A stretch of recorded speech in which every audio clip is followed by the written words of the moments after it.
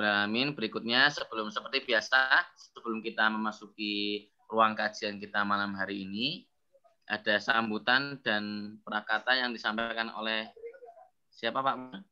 Ini Pak Dr. Sukoco. Minta Pak Dr. Sukoco. Baik, kepada Dr. Agus Sukaca untuk memberikan sambutan dan prakata kami persilahkan. Assalamualaikum warahmatullahi wabarakatuh. Waalaikumsalam. Alhamdulillahirrabbilalamin. Assalatu wassalamu ala asrafil anbiya wal mursalin Muhammadin wa ala alihi wa sahbihi ajmain. Amma ba'd. Ya. Pak Pur nggak ngira ini saya diminta untuk ini tamu kehormatan. Iya. Baik, ini kita mengalami masa yang belum mereda, ya, grafiknya masih cenderung agak menaik meskipun ini di Indonesia mulai agak menurun sedikit, ya. Tetapi nampaknya masih cukup waktu kita harus waspada dengan COVID ini dan banyak hal-hal yang kita ya mesti betul-betul hati-hati. Nah, ini kalau saya sering mengibaratkan ini Allah melepas harimau, ya. Nah, kalau kita abai, maka harimau itu akan menerkam kita. Kita mesti hati-hati, kita mesti waspada supaya makhluk ciptaan Allah ini tidak mencelakai kita. Nah, kalau kita sudah hati-hati kok masih juga kena, itu namanya ya kita juga tidak bisa mengelak. Dan kalau sampai Allah memanggil dalam kondisi seperti itu baru namanya syahid. Tapi kalau kita kena karena kita abai, masker nggak pernah pakai, kemudian protokol kesehatan kita tidak lakukan. Nah, kalau kena itu akibat kecerobohan kita. Saya tidak yakin kalau yang begini ini termasuk syahid, mungkin tidak, gitu ya, mungkin tidak. Tapi kalau yang hati-hati betul, ya. Nah, kemudian kita tetap kena, maka ini yang harus diterima dengan ikhlas, dengan sabar, dengan tawakal. Nah, kali ini kita akan mengkaji, ini Dr. Selo ini ahli syaraf, ya, bersama-sama saya di FKUAD, ya. Ini akan memaparkan ini nyeri kepala biasa atau karena COVID. Nah, kita perlu mengenali dengan lebih baik. Mudah-mudahan nanti kita dapat pencerahan banyak dari Dr. Selo, ya, sehingga kita lebih bisa meningkatkan kewaspadaan kita terhadap bahaya wabah yang sedang dihamparkan oleh Allah di dunia ini, ya, untuk menguji siapa yang tetap mendekat kepadanya, tetap tawakal, tetap bertauhid, ya, dan siapa yang tidak. Insya Allah kita akan termasuk orang-orang yang teruji oleh wabah ini dengan baik, sehingga ini menjadi sarana pengampunan dosa kita dan sarana kita untuk menjadi lebih baik. Terima kasih, ya, Mas Afdal, ya, Pak Purwati, Dr. Sela, ya. Assalamualaikum warahmatullahi wabarakatuh. Waalaikumsalam warahmatullahi wabarakatuh. Kami ucapkan terima kasih kepada Dr. Agus Sukaca atas sambutan dan pendekatannya, memberikan kita wawasan mengenai COVID-19 di daerah istimewa Yogyakarta dan Indonesia pada umumnya. Sebelumnya kami ucapkan juga selamat datang Pranata sudah berkenan hadir di kajian Muhammadiyah with you malam hari ini. Baik, Bapak Ibu yang dirahmati oleh Allah, berikutnya kita masuki ruang kajian yang materi kita malam hari ini sangat menarik Bapak Ibu, yakni tentang mengenali perbedaan nyeri kepala biasa dan nyeri kepala karena COVID-19 yang akan disampaikan oleh Dr. Andrianto Selohandono, spesialis saraf. Kami persilakan.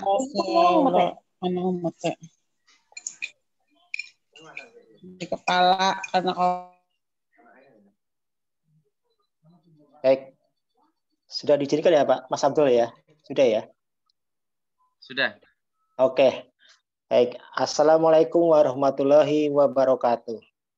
Waalaikumsalam warahmatullahi wabarakatuh. Waalaikumsalam. Alhamdulillahirabbil alamin wassalatu wassalamu wa Muhammadin wa ala alihi wassabi'i amma ba'd.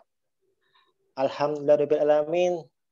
Puji syukur juga kehadirat Allah Subhanahu wa taala dan junjungan Nabi besar kita Nabi Muhammad sallallahu alaihi wasallam, sehingga kita pada hari ini kita selalu diberikan kesehatan dan rahmatnya.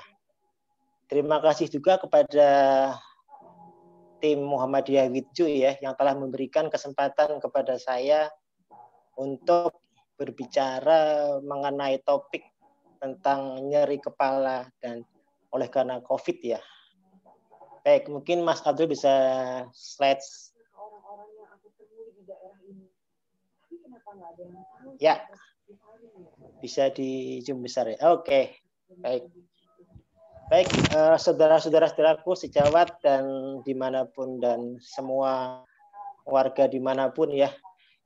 Kenapa saya mengambil topik nyeri kepala ini? Karena seperti kita ketahui pada awal masa COVID menyerang kita ya, menyerang Indonesia itu sekitar bulan Maret kalau nggak salah ya. Bulan Maret. Nah ini nyeri COVID ini gejalanya hanya seperti kita ketahui hanya flu, demam, pilek, nyeri telan dan sebagainya. Yang ringan-ringan lah. Nah, seiring waktu berganti bulan, berhari-hari dan kita sampai pada masa kurang lebih hampir 10 bulan lebih ya ini ya, hampir setahun besok Maret ya. Ya ini gejala-gejalanya sangat-sangat berkembang jauh. Seperti kita ketahui pada awalnya nyeri karena COVID. COVID ini kalau boleh dibilang kita seperti 1000 wajah ya. Jadi semua gejala apapun lama-lama bisa diambil oleh si COVID ini. Baik, kita lanjut ke topik nyeri kepala. Baik, mungkin Bapak Ibu nyeri kepala sebelumnya dulu Mas, sebelum Mas Abdul.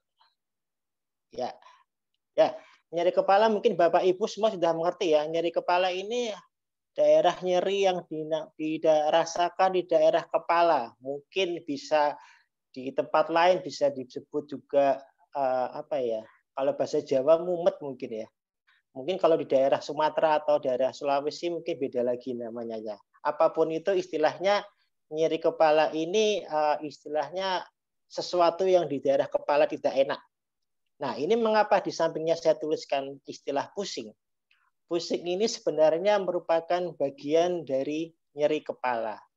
Nyeri kepala tersebut pusing ini lebih mirip seperti kayak dizziness atau gliyeng. Gliyeng kayak goyang ya, bahasa Arabnya goyang ya. Seperti kayak jalan di kapal gitu, goyang. Jadi begitu, jadi kita lebih sampai sini seperti semuanya paham ya bahwa nyeri kepala itu sesuatu yang di nyeri, daerah di nyeri kepala. Apakah kalau nyeri di leher termasuk nyeri kepala? Mungkin itu bukan termasuk nyeri kepala ya. Nyeri kepala bisa manifestasi atau menjalar sampai ke bagian leher. Slide lanjut.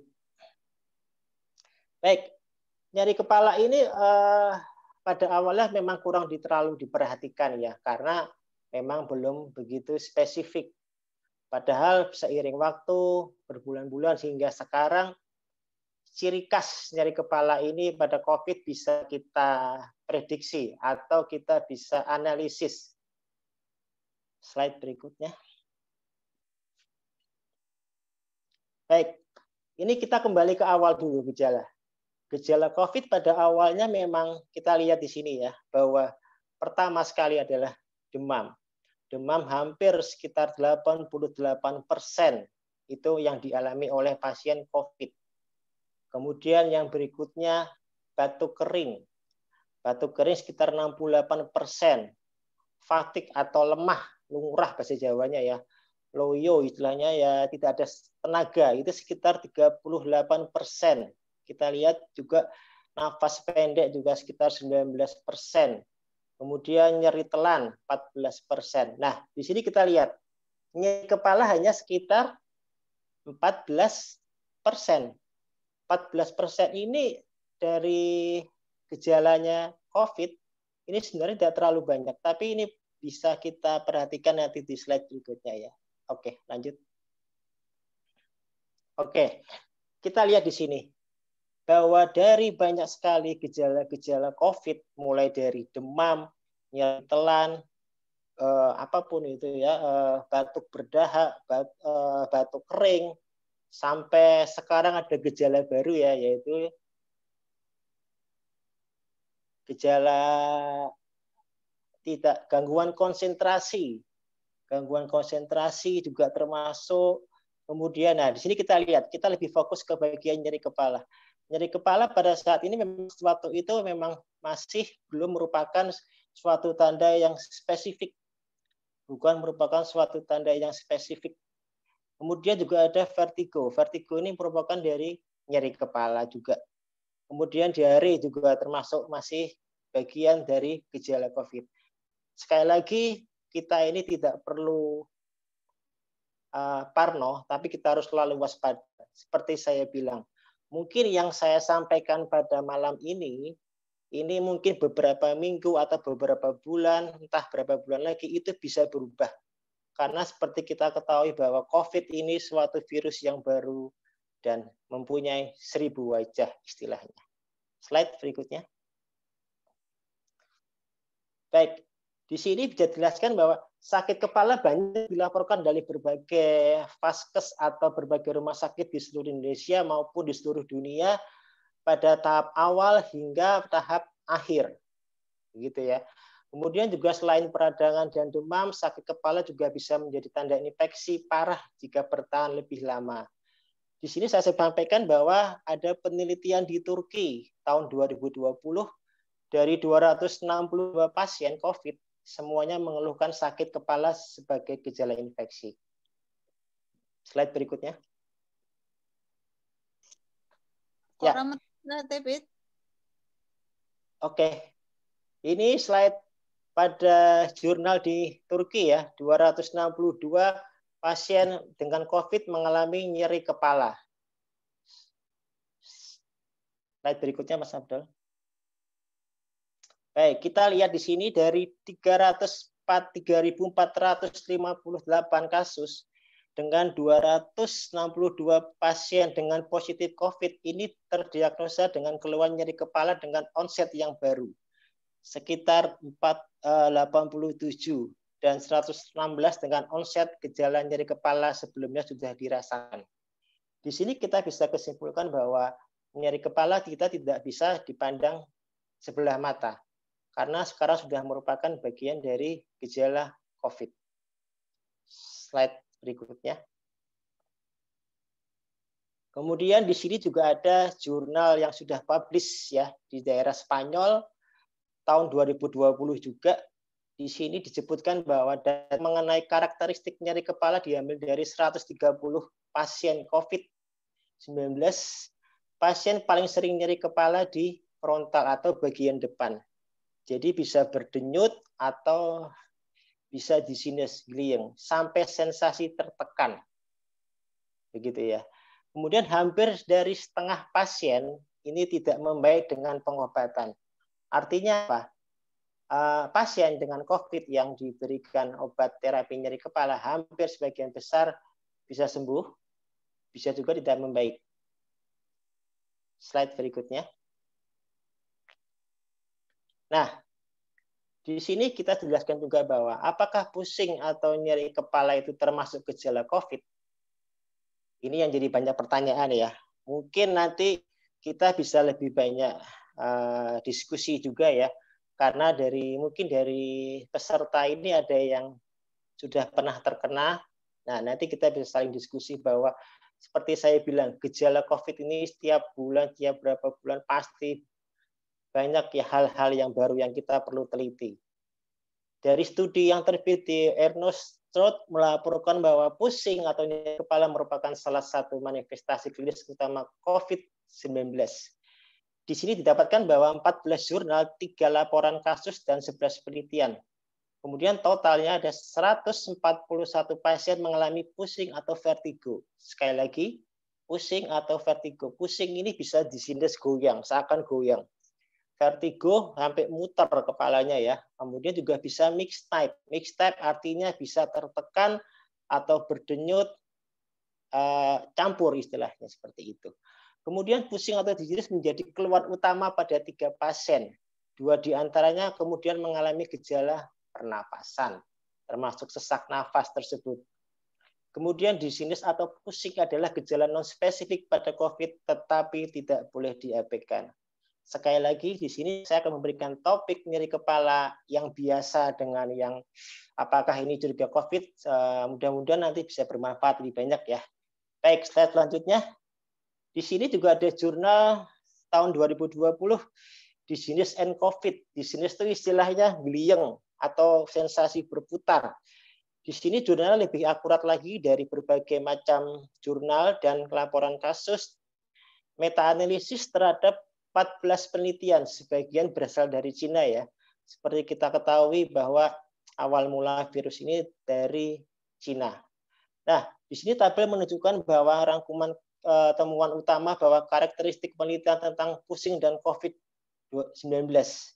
Jadi didapatkan bahwa hampir sebagian besar, hampir 14-15% pasien mengalami nyeri kepala.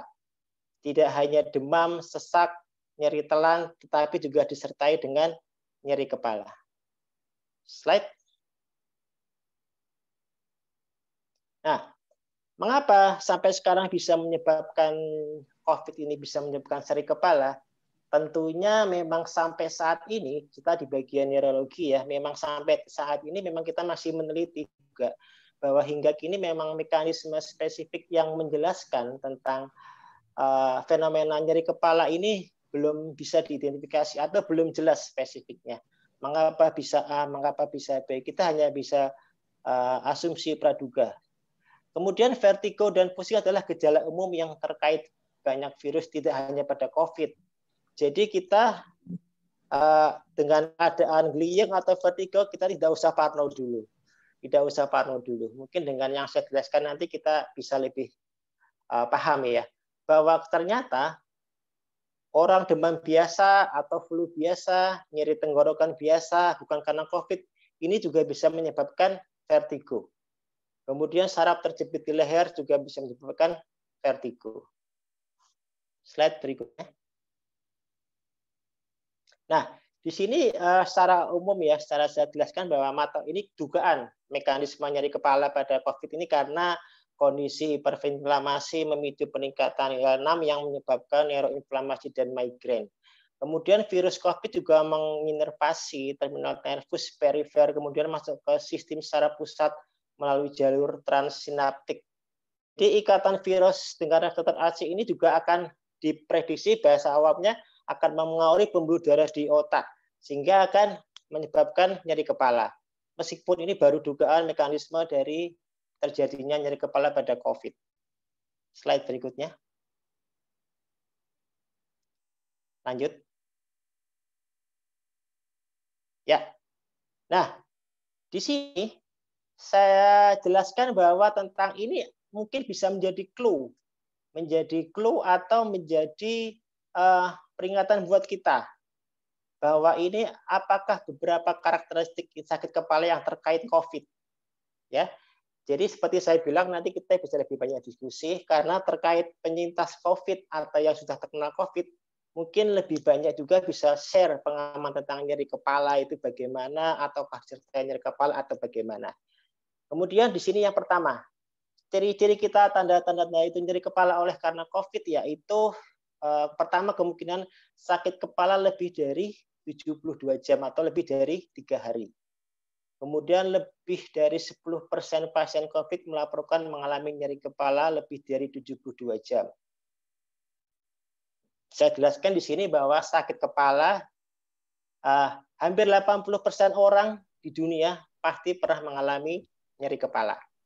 Nah, terlebih jika kita memang sebelum COVID kita sudah ada riwayat nyeri kepala, kemudian kita sekarang saat ini kita mengalami nyeri kepala, kita tidak usah parno duluan. begitu ya.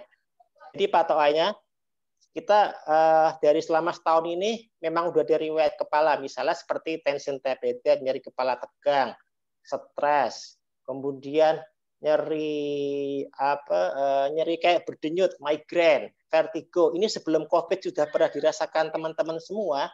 Ini kita tidak usah terlalu parno. Itu yang pertama. Kemudian karena kita ini masa pandemi ini ya, setahun ini ya, jadi kita jika memang tidak ada riwayat nyeri kepala sebelumnya, nah kita bisa jadi warning ini ya. Seperti di poin nomor 1, sakit kepala lebih dari 72 jam. Artinya dia tidak berada nyeri kepala, tahu-tahu nyeri kepala. Terlebih jika tidak ada terlebih jika ada riwayat demam sebelumnya. Begitu. Ya, warning.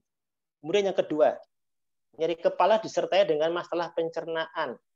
Disertai dengan masalah pencernaan ini bisa diare, bisa mual muntah, bisa karena peradangan infeksi yang lain. Jadi istilahnya nyeri kepala tersebut tidak berdiri sendiri. Ya.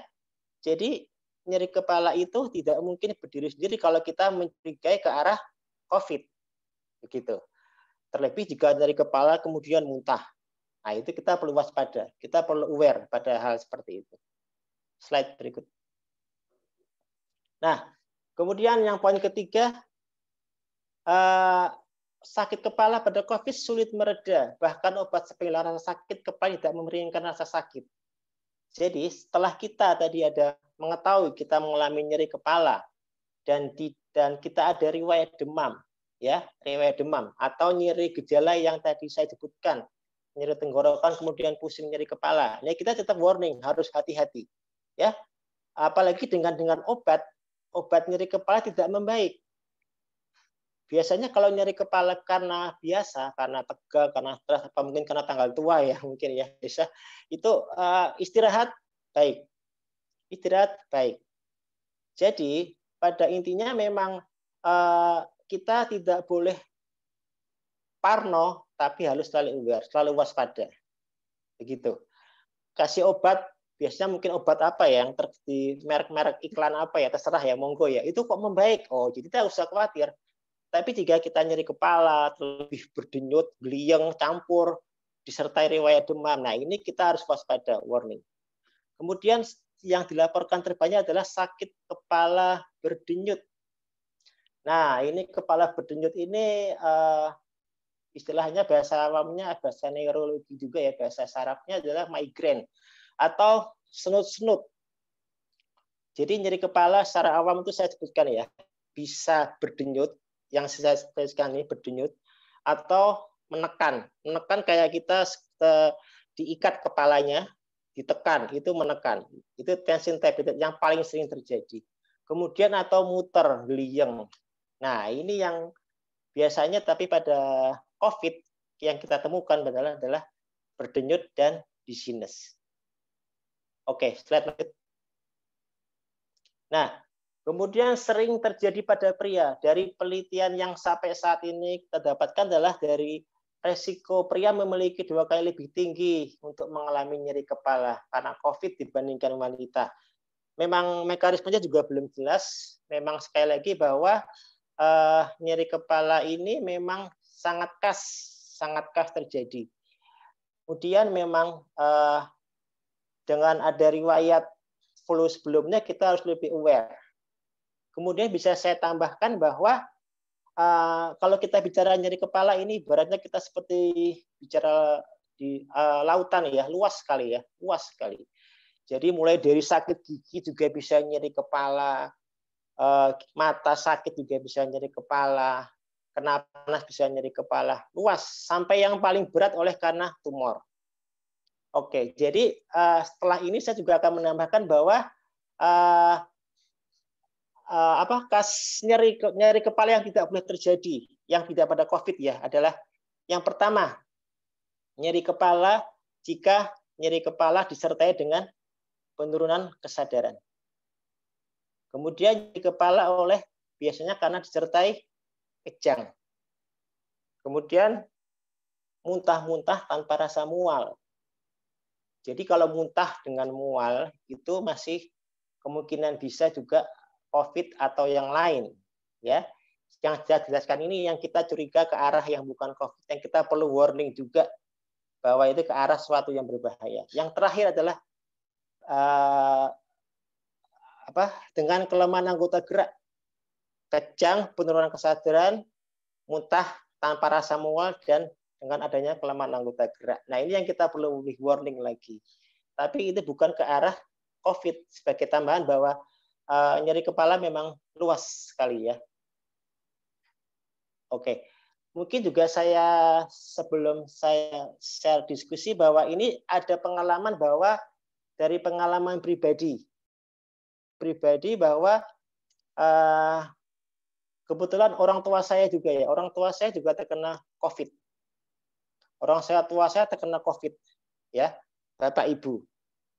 Sekarang sudah membaik, alhamdulillah. Nah, ini yang pertama yang dikeluhkan adalah demam sampai 3 hari, kemudian nyeri kepala. Nyeri kepalanya ini kalau saya bilang boleh seperti berdenyut, ya, berdenyut dan tidak membaik dengan istirahat. Kemudian pada saat itu kita lakukan swab antigen non reaktif. Tetapi seperti saya bilang bahwa kita tidak bisa dengan nyeri kepala ataupun gejala satu kita mendiagnosa COVID. Tetapi pada lansia kita harus lebih warning. Lansia dengan demam disertai nyeri kepala kita harus warning. Nah, saya sudah mulai curiga. Ternyata gejalanya membaik kemudian naik lagi dan gejala pusing semakin memberat. Gejala pusing semakin memberat. Gejala pusing memberat dan disertai nyeri pegel seluruh tubuh. Nah, ini yang Bapak nyerinya memberat, senut-senut, yang Ibu ini campur, jadi mixed type, jadi dizziness, goyang, vertigo, dan dengan perasaan menekan dan sakit luar biasa. Mungkin skornya bisa sampai 5-6 ya, kalau kita ibaratkan skor paling tinggi 10 seperti itu. Nah, ternyata semua di swab positif. Artinya apa? Artinya gejala COVID memang kita sekali lagi kita perlu aware. Nyeri kepala tidak boleh diremehkan. Nyeri kepala bisa merupakan suatu tanda awal dari gejala COVID. Meskipun tidak spesifik, kita harus aware. Terlebih jika itu ada riwayat demam, kemudian juga usia tua. Baik, mungkin dari saya cukup, Mas Abdul. Terima kasih.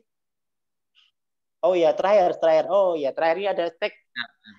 Ada catatan terakhir di sini. Baik, catatan terakhir dari saya di sini bahwa nyeri kepala sering dikeluhkan COVID tapi mungkin diabaikan. Nah, ini memang kita nanti lebih banyak diskusi di sini nih. Kita yang saya sampaikan hari ini belum tentu besok bisa sama, bisa berubah.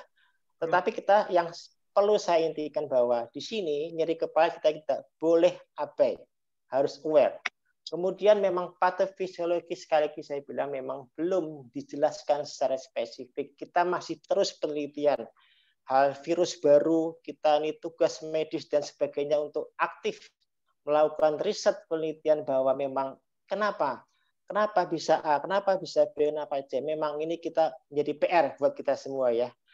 Kemudian ini yang di garis bawah ya, nyeri kepala lebih dari 3 hari, berdenyut, tidak membaik dengan obat, mungkin dengan tidak istirahat, ini kita perlu warning. Ya, perlu warning terlebih jika tidak ada riwayat nyeri kepala sebelumnya. Kemudian ini pertanyaan bagi buat kita juga bahwa apakah nyeri kepala besok akan menghilang setelah COVID selesai ini? Ataukah menetap? Nah, ini memang belum jelas. Seperti saya bilang bahwa ini virus baru. Nanti ada yang namanya long COVID syndrome. Long COVID syndrome ini seperti ini. Biasanya gejalanya masih gejala sisa adalah nyeri kepala, masih belum bisa membau. Tapi saya tidak membahas sampai di situ. Saya membahas sampai nyeri kepala. Nyeri kepala pada saat ini dari beberapa teman bahkan sejawat saya yang sudah pernah mengalami COVID, bahkan orang tua saya setelah dinyatakan sembuh juga membaik isolasinya, ini juga masih dirasakan nyeri kepala. Makanya menjadi PR buat kita.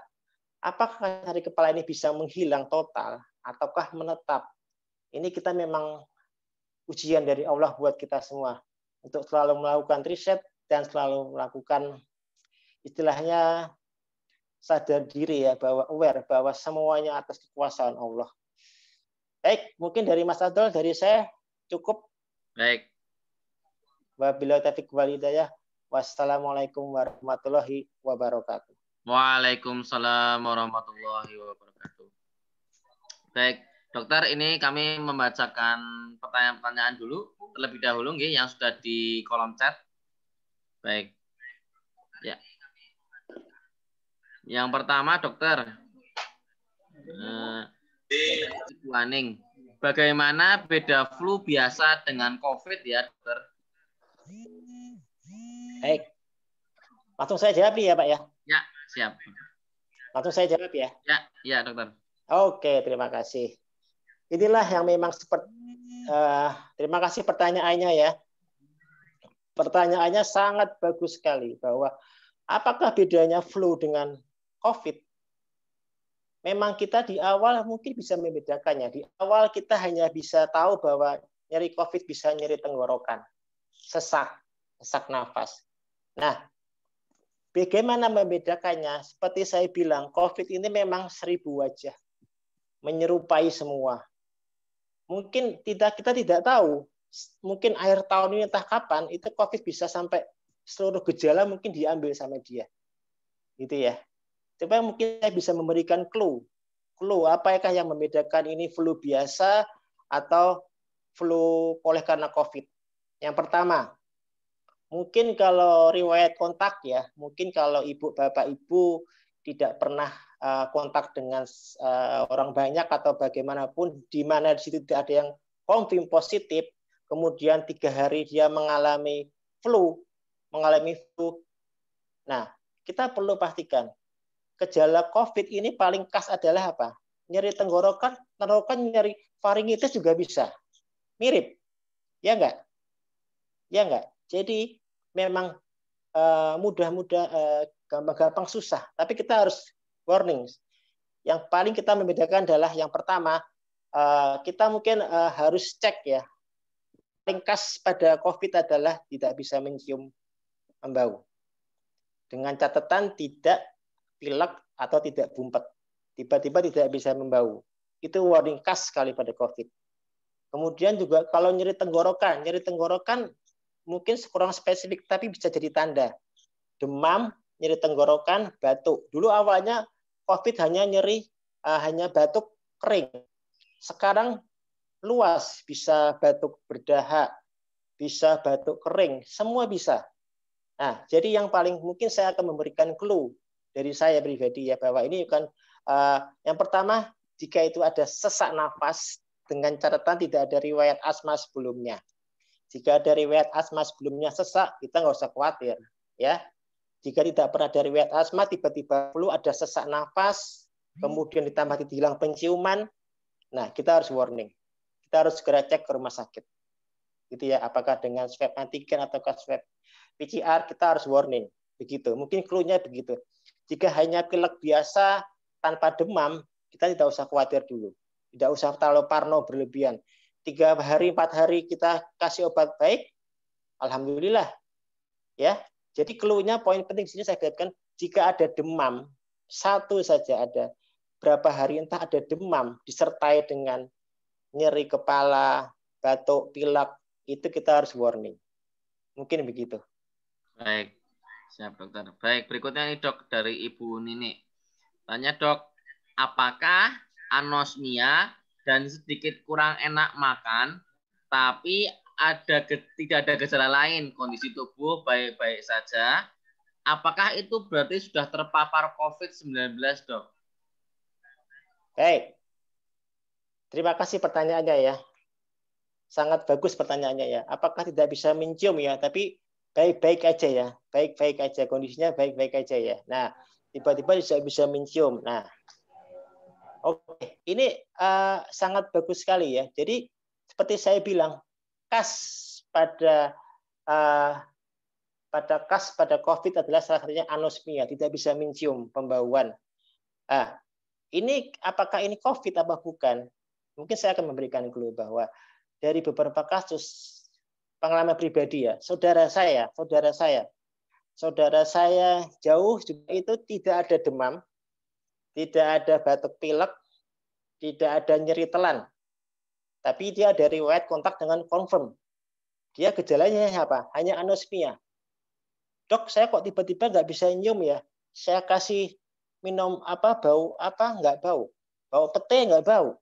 Bau kopi nggak bau. Nah, mungkin saya bisa membagikan clue. Kita tahu minyak kayu putih ya. Minyak kayu putih atau alkohol itu keras sekali. Nah, itu patokannya. Jika tidak bisa mencium, kita harus warning. Demikian saudara saya jauh itu juga mengalami itu. Ternyata apa? Di swab PCR.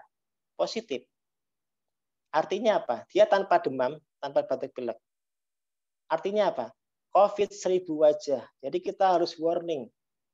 Orang flu biasa tidak mungkin tanpa pilek bumpet kita tidak bisa mencium, tidak mungkin. Nah, COVID ini kasusnya seperti itu. Dia plong, nafasnya plong. Tapi kok nggak bisa mencium apa-apa? Nah, itu yang harus kita waspadai. Jadi kemungkinan besar memang perlu dicek ya. Jika anosmianya tidak bisa mencium lebih dari 3 hari, apalagi itu kita harus warning. Terlebih sekarang semasa pandemi, kita tidak boleh abai. Kita aware, tapi tidak boleh terlalu parno. Mungkin begitu. Baik, dokter. Berikutnya ini ada pertanyaan dari Ibu Idiani tentang apakah vertigo hebat disertai mual dan muntah juga bisa merupakan indikasi terpapar COVID, dok? Terima kasih pertanyaannya ya. Oke, apakah vertigo dengan mual muntah ini bisa apakah terpapar COVID? Jadi kita perlu tahu riwayat sebelumnya. Yang pertama, Bapak Ibu tersebut sudah pernah mengalami riwayat vertigo atau belum sebelumnya, begitu ya. Jika memang sudah pernah ada riwayat vertigo, kemudian dia tahun ini pas masa pandemi ini dia mengalami vertigo, jadi itu kemungkinan kita tidak usah parno. Karena vertigo itu berapa puluh persen berulang. Tapi jika kita tidak ada riwayat vertigo, tiba-tiba mengalami vertigo, nah ini kita harus warning. Tetapi seperti saya tadi di penelitian ya, bahwa nyeri kepala oleh karena vertigo yang karena COVID ini biasanya bukan sampai muter hebat, bukan muter kayak sudah berputar enggak, jadi baru ngeliyeng, kayak goyang, kayak berjalan di kafar dan sifatnya berdenyut campur, berdenyut dan geliyeng, muter.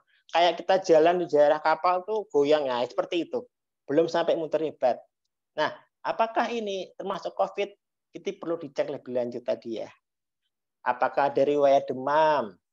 Jika ada tanda-tanda seperti demam, nyeri telan dan sebagainya tadi, kita perlu warning itu bahwa kita harus mencurigai bahwa itu kemungkinan COVID. Kita lebih baik prepare berlebihan daripada kita kecolongan. Begitu. Baik. Cek. Berikutnya dokter, apa bedanya sesak nafas karena asam lambung dengan sesak nafas karena penyakit jantung dan sesak nafas karena COVID, dok? Ya, ini pertanyaan bagus sekali ya. Saya coba menjawab ya. Oke. Pertanyaan sesak jantung, sesak karena COVID apa sesak karena lambung? Kita bandingkan dulu. Gejala nyeri lambung dan nyeri sesak karena lambung atau penyakit GERD ya. GERD itu lambung yang bersesak naik atas. Ini gejalanya mirip sekali jantung. Ya. Itu kalau kita bedakan dua dulu, itu jantung sama dengan lambung, biasanya kita kalau berikan besesek gitu, kayak bahasa istilahnya Jawa besesek ya. Mungkin kalau di Sumatera atau di Kalimantan apa itu besesek istilahnya itu. Nah, itu kita bisa bedakan. Kalau kita berikan obat anti lambung dan anti MAH seperti biasa menghilang, kita tidak usah khawatir. Ya. Kemudian apakah itu karena asma? Asma. Kalau asma seperti saya bilang tadi, kalau ada riwayat asma sebelumnya, sebelum masa pandemi ada riwayat asma, kemudian tiba-tiba sesak, kita tidak usah parno dulu. kita sekarang udah ada namanya oximetri ya, cek oximetri ya. Mungkin Bapak Ibu udah harus punya semua ya. Itu oximetri yang ditaruh di jari itu harganya tidak terlalu mahal. Nah, ini bisa untuk mendeteksi kadar oksigen di dalam tubuh kita. Ya, normalnya 96 ke atas. Ya. Jadi ini kalau memang tidak ada riwayat asma sebelumnya, kemudian tiba-tiba sesek, tidak ada riwayat alergi berat, tidak ada riwayat asma sebelumnya, tiba-tiba sesek, nah kita harus curiga juga ya bahwa itu kemungkinan suatu COVID, meskipun belum tentu, meskipun perlu dicek lebih lanjut, kita tidak boleh menggampangkan. Kemudian jantung, nah sesek karena jantung ini mungkin nanti lebih spesifik dari dokter jantung menjawab ya, tapi saya akan coba menjawab bahwa membedakannya bahwa jantung ini bahwa kalau memang dari riwayat jantung ya memang kita sesek nyerinya nyeri seseknya tidak bisa ditunjuk ya. Nyeri jantung seseknya itu tidak bisa tunjuk lokasinya di mana. Oh, di sini tidak bisa. Kalau jantung kebanyakan tidak bisa. Gitu. Mungkin itu yang membedakan. Jadi intinya kita sesek antara sesek asma, sesek jantung, sesek karena COVID, kita perlu tidak harus aware, tapi tidak boleh terlalu parno. Kalau bapak-bapak ya mungkin ya bapak ibu yang udah usia lansia 55 ke atas dan 60 ke atas ada riwayat jantung, riwayat itu tidak usah khawatir tiba-tiba sesak, tapi kita tidak boleh terlalu parno. Ya. Kemudian usia muda tiba-tiba sesak, tidak ada riwayat asma, tidak ada riwayat apa-apa. Nah, ini kita harus warning. Ya. Karena banyak sekali yang kasus demam ringan tidak gejala tapi tiba-tiba sesak. Nah, ini ternyata dicek ternyata COVID positif. Mungkin itu Pak ya. Baik. Berikutnya dokter. Ini mungkin pertanyaan ini banyak yang mungkin belum tahu dan mungkin karena mungkin banyak yang bertanya nih dok. Apa bedanya rapid test antigen, rapid test antibody, dan swab PCR dok? Ya. Baik.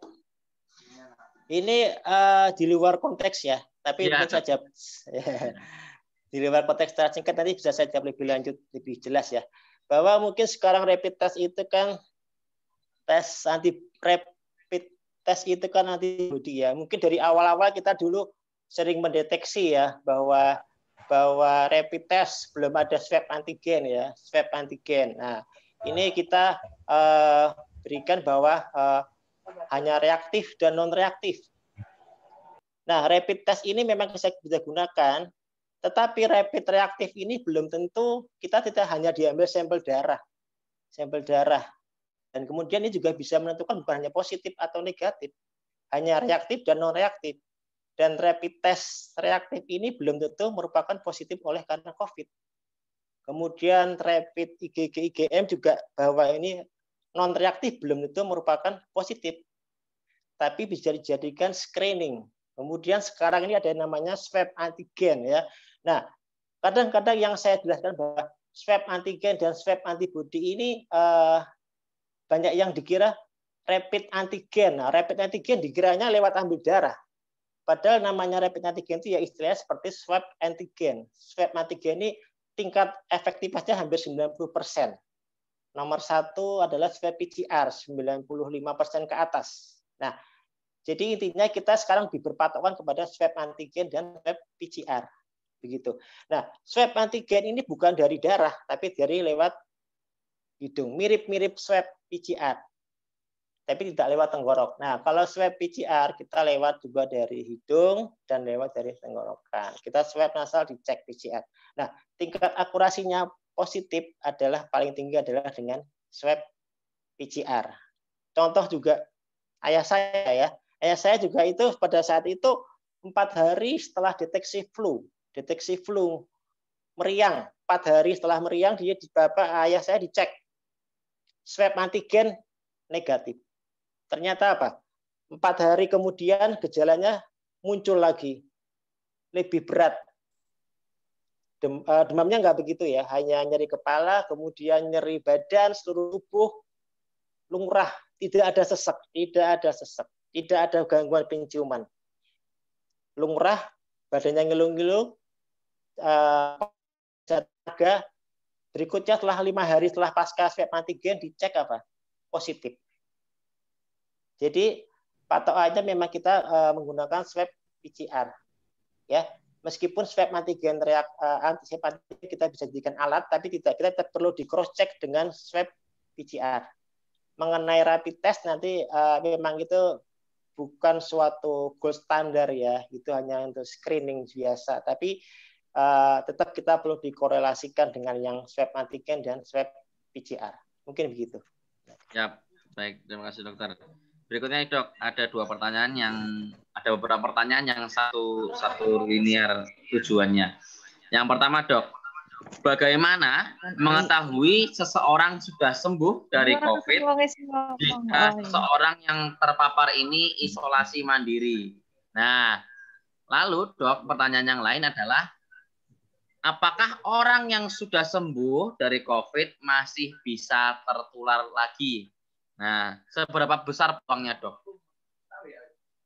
Baik, pertanyaannya bagus sekali ya. Nah, sekarang begini, kriteria sembuh ya, kriteria sembuh ini memang banyak sekali ya, banyak sekali. Mungkin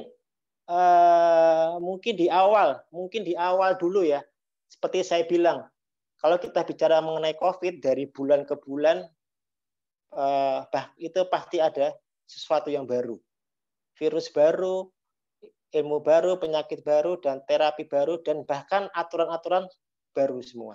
Nah, terakhir dulu memang kita mengetahui bahwa kriteria sembuh memang dengan swab evaluasi ya, setelah swab 14 hari, kemudian kita swab, itu dinyatakan sembuh jika swab ulangnya negatif. Ya, sekarang ada aturan baru dari Kemenkes dan WHO bahwa kriteria sembuh itu begini. Yang pertama, jika tanpa gejala, dia cukup isolasi 10 hari. 10 hari, setelah 10 hari melewati masa isolasi, berarti hari ke-11-12 ia dinyatakan selesai dari masa isolasi. Sembuh tidak?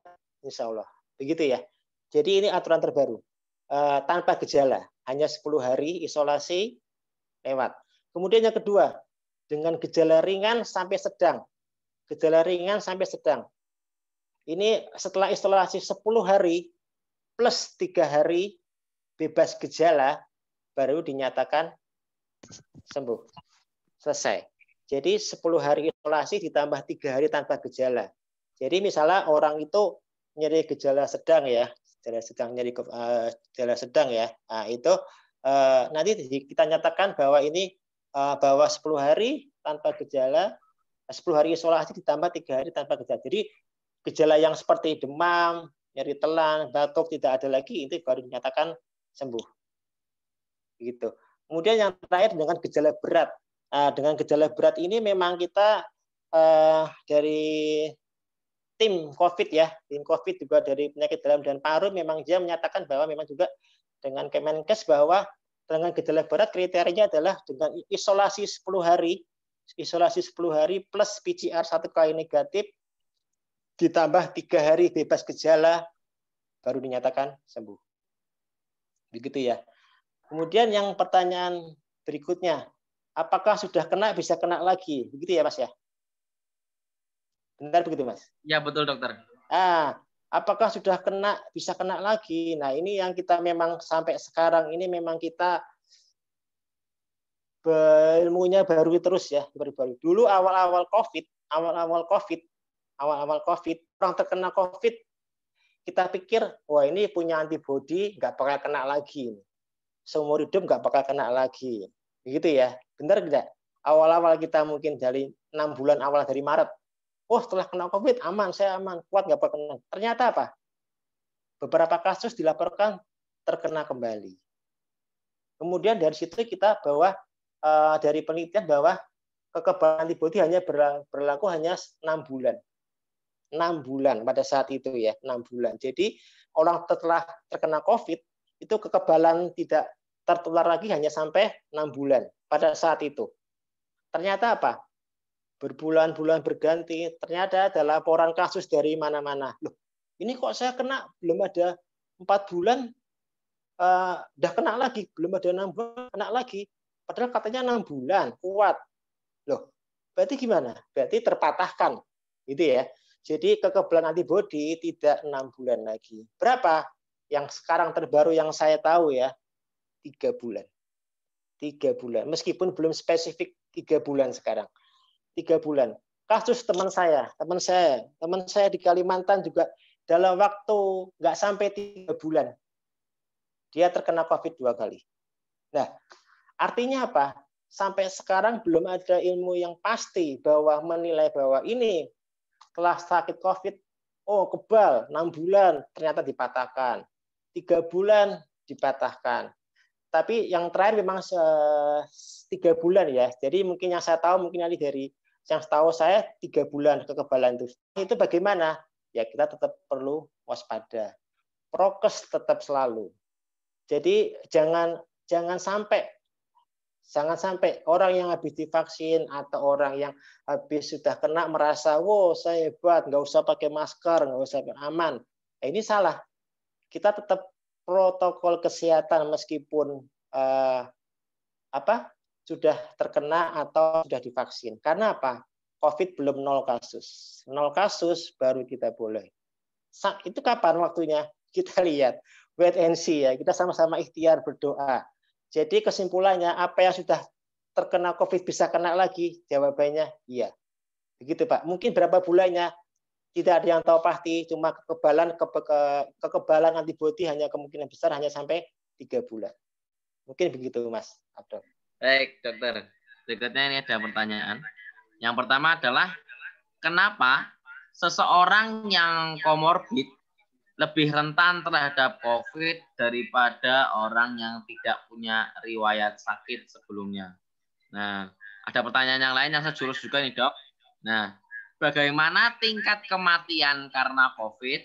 Apakah ada kasus yang meninggal karena COVID tanpa penyakit bawaan, Dok?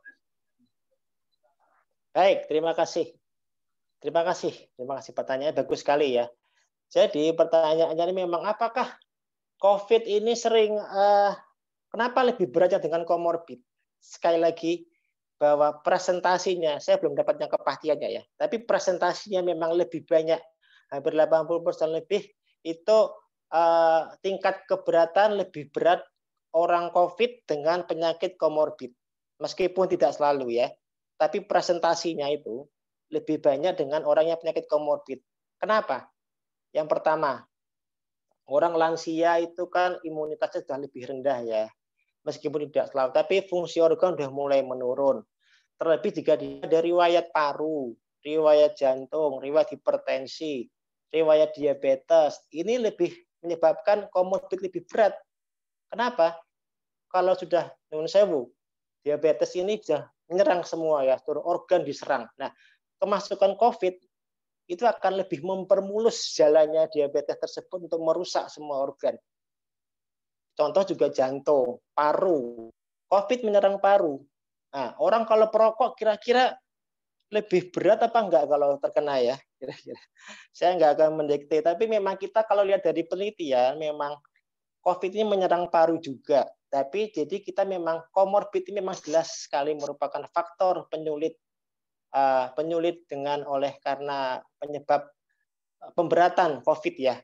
Orang muda tidak ada komorbid kena COVID mungkin bisa OTG, tapi tidak selalu. Karena ada kasus juga usia muda, usia nggak sampai 40 ya, kasus di daerah Jawa Timur, di Surabaya, itu tidak ada komorbid, tidak ada usia 35-an itu meninggal.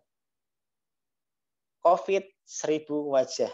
Ya, jadi memang itu memang benar-benar PR buat kita semua. Kita tidak boleh meremehkan, tapi kita tidak boleh terlalu parno. Artinya, kalau kita ada komorbid, kita harus lebih sadar diri. Ya, bukan berarti bahwa yang tidak punya komorbid lebih gaya ya. Oh, saya nggak usah pakai apa-apa nyantai. Tidak. Intinya kita harus lebih aware. Udah lansia, ada komorbid, hipertensi, jantung, dan sebagainya, ini harus lebih aware. Mungkin begitu, Pak. Baik, berikutnya nih Dok, ada pertanyaan. Apa yang harus dilakukan apabila seseorang positif terpapar COVID? Selain obat, vitamin, istirahat, olahraga, apakah membatasi asupan gula dan karbohidrat dapat membantu mempercepat kesembuhan dari COVID ini, Dok? Ini masalah nutrisi ya. Masalah nutrisi. Jadi gini, kita dalam COVID ini kita perlu satu. Orang kira-kira kalau stres imunnya rendah apa turun, Pak? Turun, Dok. Turun ya. Nah, jadi intinya apa? Kita harus selalu istilahnya smile ya. Jadi aware tapi kita tidak boleh stres karena akan mempengaruhi imunitas kita. Nah, jika seseorang itu tidak mempunyai komorbid, tidak mempunyai hipertensi, tidak mempunyai gula, kemudian dia terkena COVID, terus dia bilang, wah, nek COVID ki makan apa aja nggak usah takut dok, ngapain takut, yang penting imunitas kuat, durian dimakan banyak, susu sapi dimakan banyak, dia ada riwayat gula, riwayat hipertensi, ya malah ambiar, Pak. Benar nggak, Pak? Jadi intinya kita imunitas itu dijaga seperti kita makan apa aja, tapi dengan catatan jika kita tidak ada riwayat komorbid, it's okay ya, dengan catatan mau buah, mau herbal, mau vitamin apapun, boleh. Selama itu obat itu terdaftar ya. Mohon maaf, bukan obat-obat yang, mohon maaf kan banyak sekali ya, obat yang tidak jelas ya. Yang dari merek negara mana, apa, tidak jelas. Itu saya tidak menjamin. Tapi intinya, nutrisi, buah, 4 sehat 5 sempurna itu harus. Ya. Sayuran, semua apapun dimakan. Kurma boleh, tidak ada pantangan. Tetapi, catatannya jika ada komorbid, hipertensi, DM, nah, kita harus lebih warning. Mungkin begitu. Olahraga boleh. Olahraga yang aman juga boleh. Bersepeda, jalan boleh. Dengan catatan dengan protokol kesehatan. Tidak boleh ngumpul-ngumpul. Ya. Sepeda kan jauh, nggak masalah. Asal jangan ngumpul-ngumpul. Jangan bergerombol. Begitu. Mungkin begitu, Pak. Baik, dokter. Ini berkaitan dengan materi kali ini, Dok. Ada 2 pertanyaan yang segaris dengan intinya, Dok. Yang pertama adalah, beberapa teman yang kena COVID cerita, kenapa ya kok sakit kepalanya susah betul-betul hilang. Bahkan setelah gejala lain sudah tidak ada, tapi sakit kepalanya itu masih suka muncul. Sebetulnya di dalam kepala itu apanya yang diserang, Dok? Nah, lalu yang kedua nih, Dok. Nah, kalau yang dirasakan pusing itu hanya bagian tertentu, tidak dirasakan seluruh kepala, apakah itu juga bisa mengarahkan kepada COVID? Terima kasih. Tadi pertanyaannya itu orang sudah terkena COVID ya, ya Pak ya? Sudah terkena COVID, kok masih nyeri kepala, gitu ya? Nah, seperti saya bilang tadi di awal bahwa ini ada istilah long COVID. Tapi long COVID ini tidak saya bahas di sini ya Pak ya, mungkin nggak dibahas, mungkin di lain waktu ya. Nah, long COVID ini sekelompok orang dengan penyakit COVID, kemudian dia sudah dinyatakan sembuh, kemudian dia minggu ketiga, minggu keempat masih merasakan nyeri kepala atau fatigue atau lemes, capek. Nah, nyeri kepala apa yang diserang? Nah, nyeri kepala apa yang diserang? Nah, seperti tadi saya bilang bahwa mekanisme sampai saat ini memang belum jelas, ya. Mekanismenya kenapa COVID bisa menyerang sakit kepala apa bukan? Nah, itu begitu. Cuma itu jelas menyerang bagian otot, bagian otaknya memang belum jelas. Memang lebih sering ke dizziness atau lebih sering ke berdenyut yang dari penelitian yang ada. Ya, kemudian itu. Nah, jika memang pasien tersebut tidak ada riwayat nyeri kepala sebelumnya, ya ini memang kita yang diistilahkan namanya long COVID. Long COVID itu memang nanti masih ada gejala-gejala sisa. Nah, ini nanti kita bisa berikan obat-obatan sesuai dengan gejala ya. Misalnya, nyeri kepala tension type, nyeri kepala menekan, kita bisa berikan obat untuk mengurangi tekanan di otak ya, mengurangi tekanan di sini boleh. Kemudian berdenyut kayak migrain, kita sesuaikan obatnya dengan klinis gejala. Vertigo, kita berikan obat untuk pengurang vertigo. Jadi sesuai spesifik, ada tempat-tempatnya. Begitu ya. Tadi pertanyaan yang kedua gimana, Mas? Ini, Dok. Kalau saya pusingnya di di sebagian kepala, tidak semua kepala berdenyut gitu dok, apakah itu juga bisa merupakan gejala COVID? Nah, pertanyaannya dari kepala sebagian, apakah itu COVID? Nah, tadi saya sudah bilang di awal bahwa jika tidak ada riwayat demam, batuk pilek, nyeri telan, hilang penciuman, tiba-tiba nyeri kepala, kita tidak usah khawatir dulu. Tidak usah khawatir dulu, tidak usah penuh. Jika itu nyeri kepalanya kurang dari 3 hari, membaik dengan istirahat atau dengan obat, oke, selesai, nggak usah khawatir. Tapi jika lebih dari 3 hari, patokannya lebih dari 3 hari, dia nggak membaik dengan istirahat atau berikan obat, kita wajib curiga itu ke arah COVID. Begitu ya. Tidak ada riwayat nyeri kepala, mungkin itu. Karena memang di saat pandemi ini kita lebih baik prepare berlebihan daripada kita kecolongan. Mungkin itu. Terima kasih. Siap. Berikutnya dokter. Jika anak-anak masih kecil, bayi atau balita terkena COVID, kira-kira bagaimana dok penanganannya? Apakah memang harus dirujuk ke rumah sakit atau bisa diisolasi mandiri? Anak-anak ya? Ya dok. Anak-anak. Nah, ini memang kalau anak-anak apakah dirawat di rumah sakit apa tidak? Ini agak melenceng di topik malam ini ya. Ya dok. Ini lebih kompeten yang menjawab bagian tim COVID. Rumah sakit berbeda-beda pastinya ya. Saya tidak menjawab, bukan kompetensi saya untuk menjawab ini apakah dirawat sebenarnya. Karena kita tahu Pak ya, sekarang ini kita COVID ini sudah sampai tinggi-tingginya ya. Hampir semua rumah sakit penuh, benar tidak? Benar tidak? Betul dong. Nah, pertanyaannya apakah anak tersebut dirawat dengan COVID dengan atau tidak, itu nanti memang sesuai dengan kebijakan dari rumah sakit masing-masing.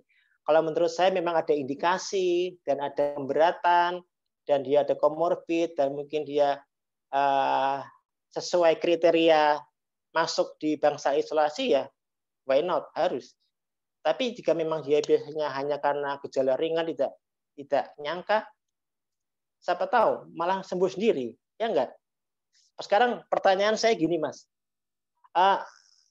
sekarang semuanya ini di sini apa yakin kalau dulu tidak pernah OTG? Saya tanya. Tidak juga ya? Ya, saya tanya, pernah nggak? Yang bisa jawab? Jadi semua yang di grup ini, yang ikut ini, saya tanya, apakah selama setahun ini,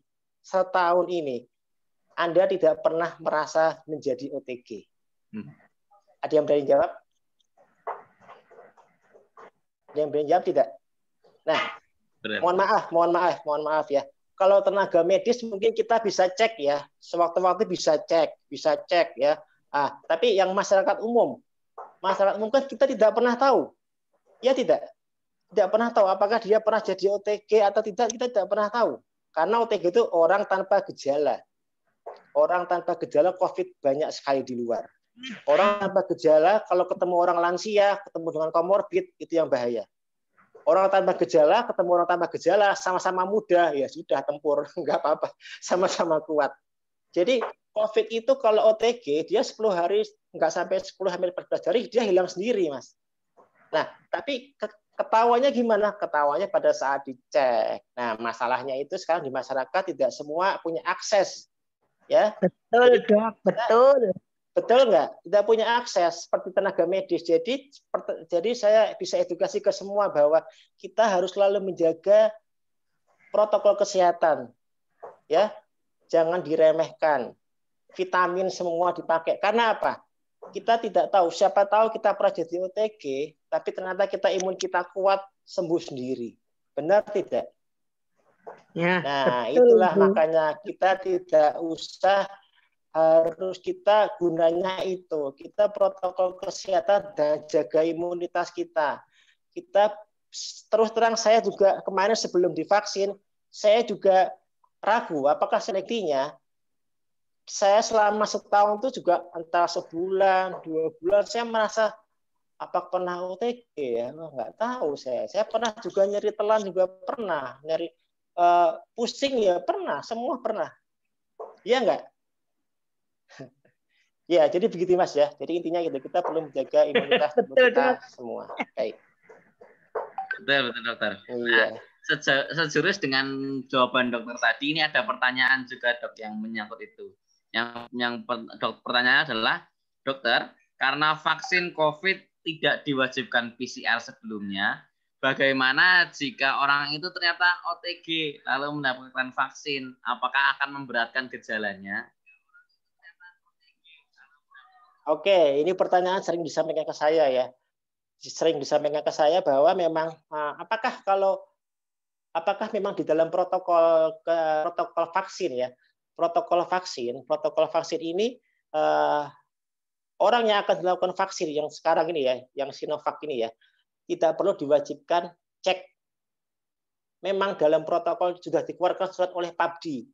PABDI Perkumpulan Ahli Penyakit dalam Indonesia dan Kemenkes juga sudah menyebutkan bahwa tidak ada persyaratan wajib untuk swab antigen ataupun rapid ataupun swab PCR untuk sebelum vaksin, tidak ada. Ya, kenapa? Itu hanya dilakukan pada saat fase kedua, pada saat untuk fase penelitian, pada fase untuk uji coba.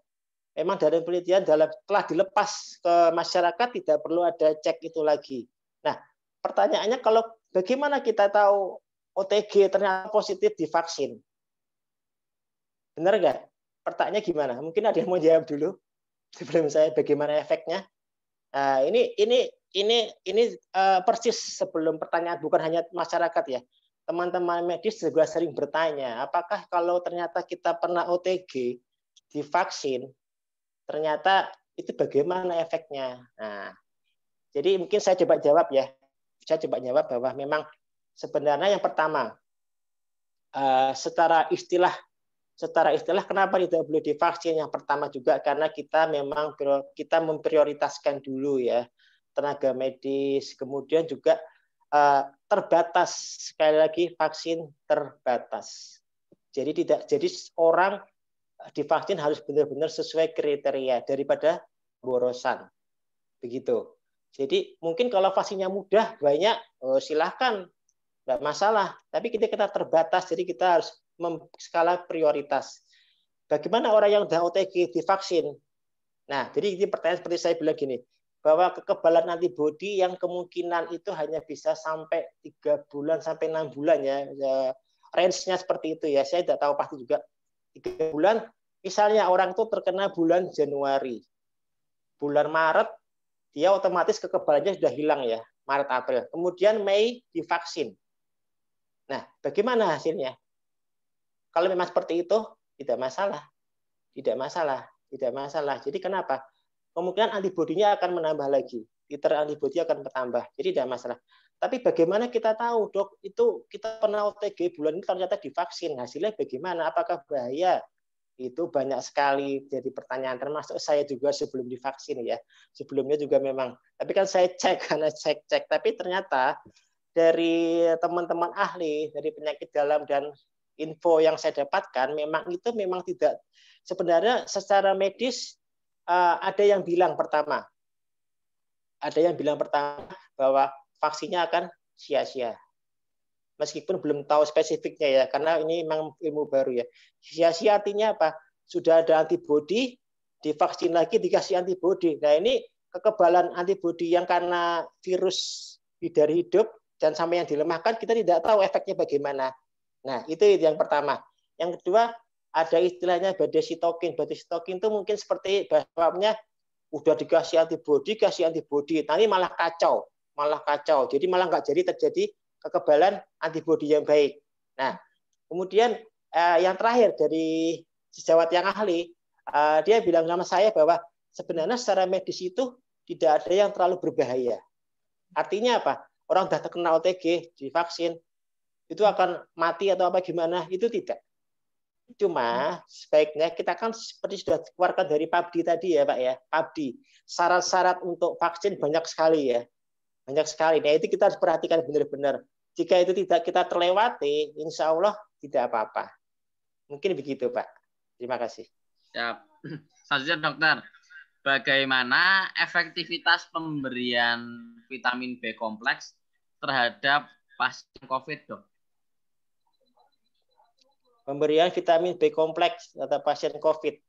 Wah, ini memang harus data ya, data. Saya mungkin tidak bisa menjawab spesifik ya. Mungkin di lain waktu saya akan menjawab. Jadi pada intinya vitamin apa saja yang boleh, semua vitamin pada dasarnya boleh.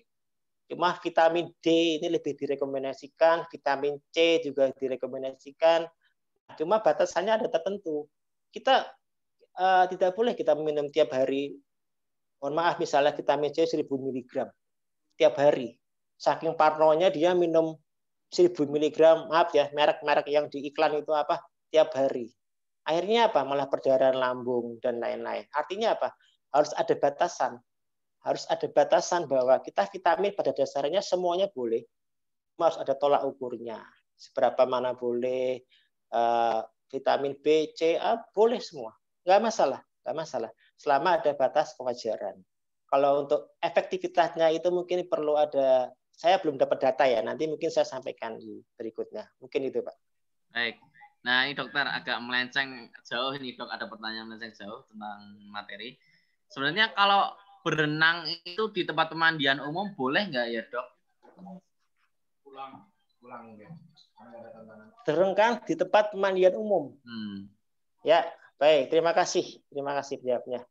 Ini yang jadi pertanyaan saya ya dari awal-awal pandemi. Dok, olahraga berenang itu boleh tidak? Berenang boleh tidak? Nah, ini jadi pertanyaan. Jadi begini, Pak. Sampai saat ini belum ada yang saya dapatkan ya. Belum ada penelitian atau laporan kasus.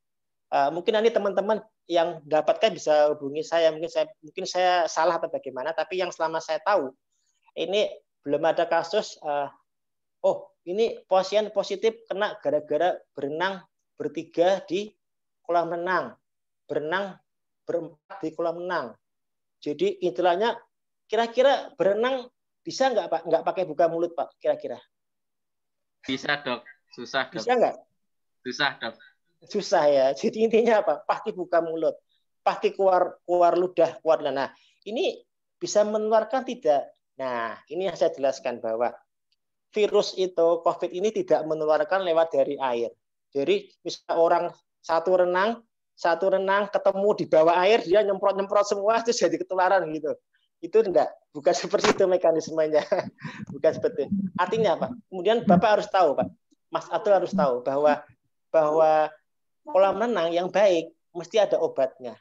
Ya enggak? Klorin, kaporit, dan lain-lain. Benar tidak?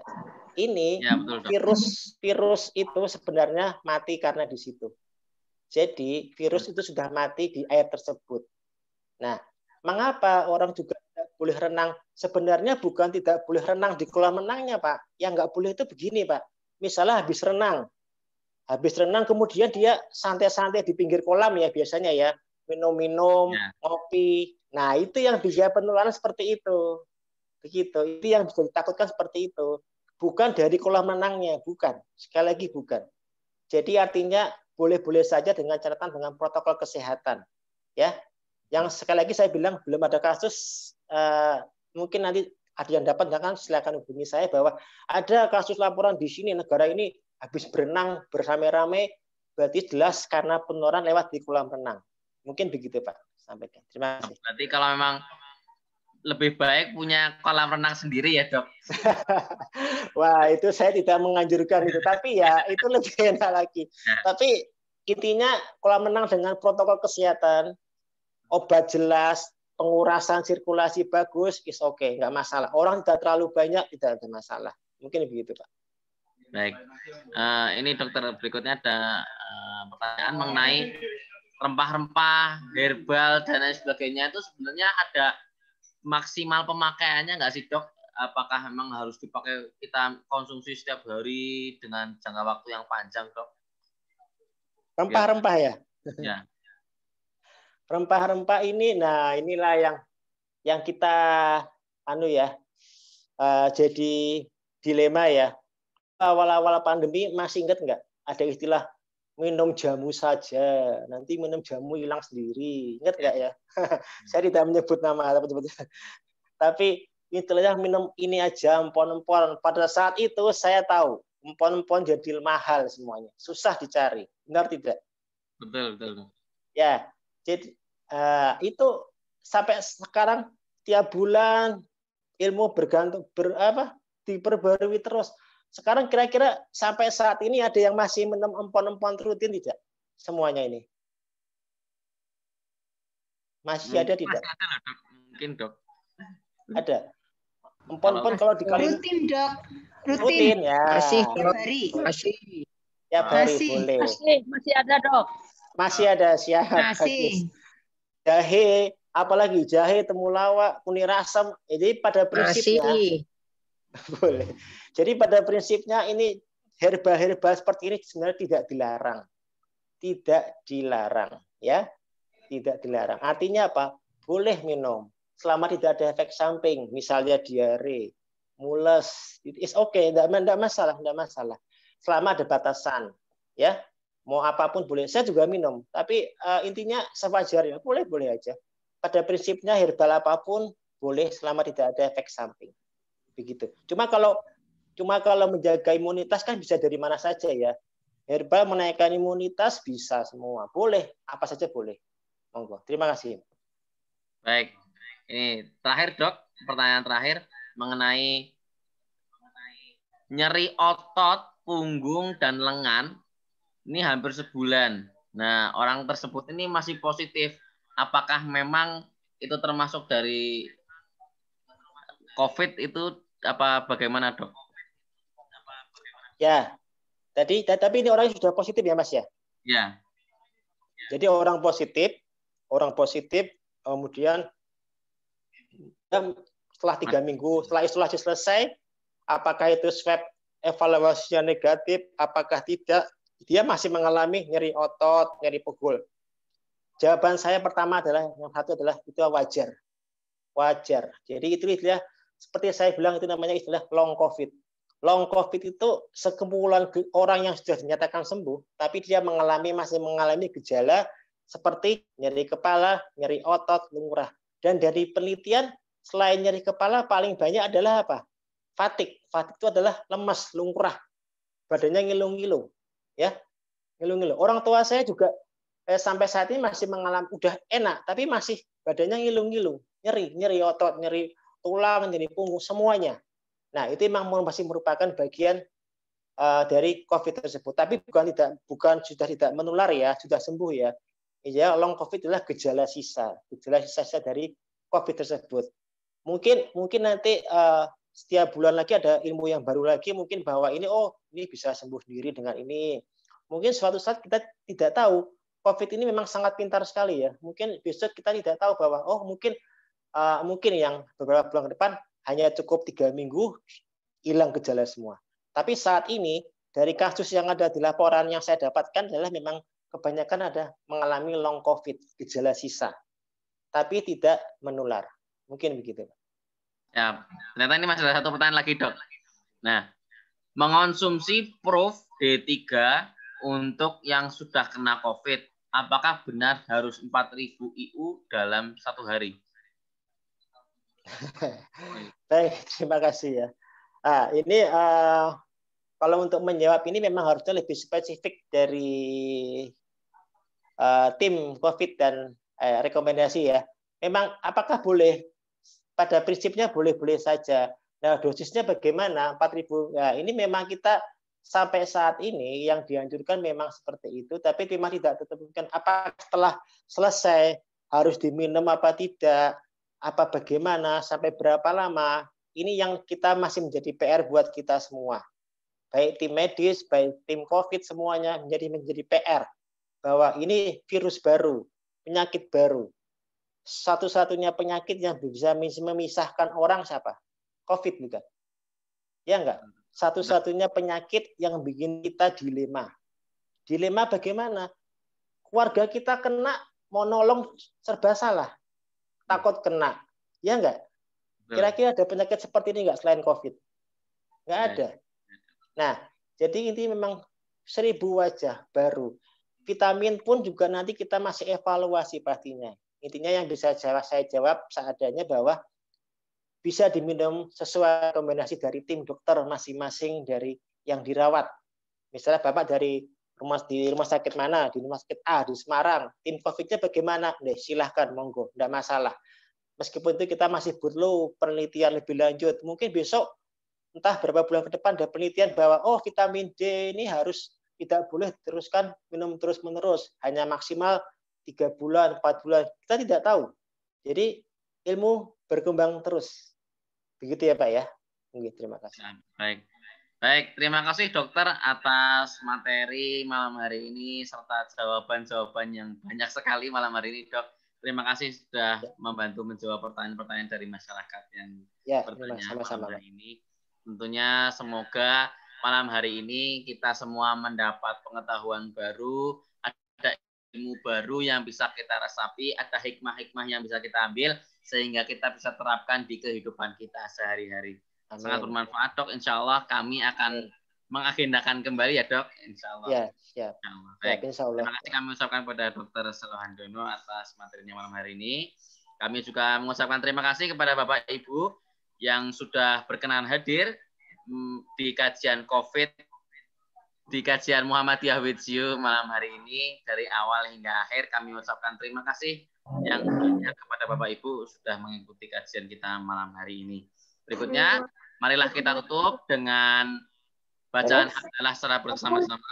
Alhamdulillah. Alhamdulillahirabbil alamin. Yang lebihnya